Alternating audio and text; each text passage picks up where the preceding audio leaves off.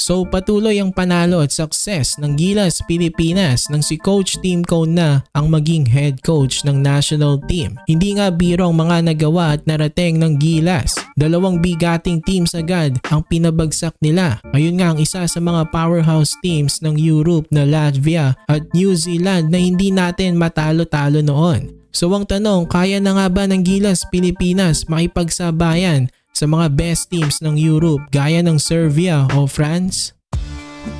Ngayon, puro panalo na at success ang Gilas nang si Coach Tim Cone na ang maging head coach. Unang tournament pa nga lang ni Coach Tim, nakapag-uwi na kaagad ng ginto sa Gilas nung Asian Games. Marami ngang nabilib sa kanya nang magawa niyang mapa-champion ng Gilas sa Asian Games. Pero may mga nang mamalit pa rin at nagsasabi na kesyo hindi naman daw ganun ka-impressive yun dahil wala naman daw masyadong malalakas na team sa Asia. So agad ngang pinatunayan ng Gilas na hindi lang sila pang Asia. Dahil nung OQT, wala naman nga masyadong nag-e-expect na makakapasok sila sa semifinals. Pero in-upset nga nila ang ranked number 6 sa world noon na Latvia. Hindi nga lang basta na tinalo ng Gilas ang Latvia, lumamang pa nga tayo ng 25 points sa game na yon.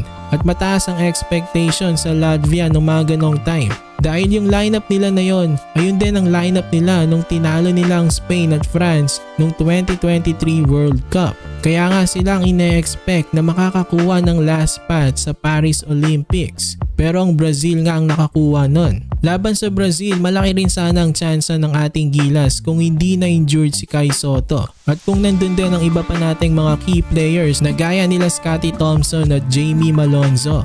Pero kahit na kinapos ang ating Gilas Pilipinas makapasok sa Paris Olympics, marami pa rin naman ang natuwa sa performance na ipinakita nila sa OQT. Lalo na nga na umabot tayo ng semifinals. Ngayon, gumawa na naman nga ng history ang Gilas sa era ni Coach Tim. For the first time sa mga FIBA competitions, tinalo natin ng New Zealand. Kaya ang expectation sa ating Gilas ay mas tumaas palalo dahil 2 beses nga sa isang taon nakatalo ang Gilas ng 2 koponan na mas mataas ang ranking sa world.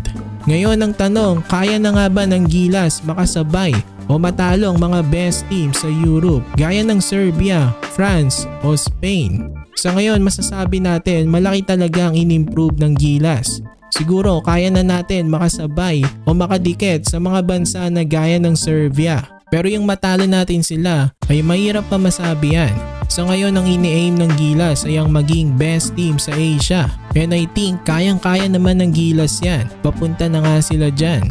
Kung hindi nga sinama sa mga FIBA Asia tournaments ng Australia at New Zealand, one of the favorites siguro parati ang Gilas na magginto sa mga susunod na FIBA Asia Cup tournaments. So again, ibang-iba na nga ang Gilas ngayon, pero marami pa rin ang dapat i-improve sa ating national team. Ayon nga kay Coach Tim, nasa early stages pa lang sila at marami pang i-improve para marating ang best version natin.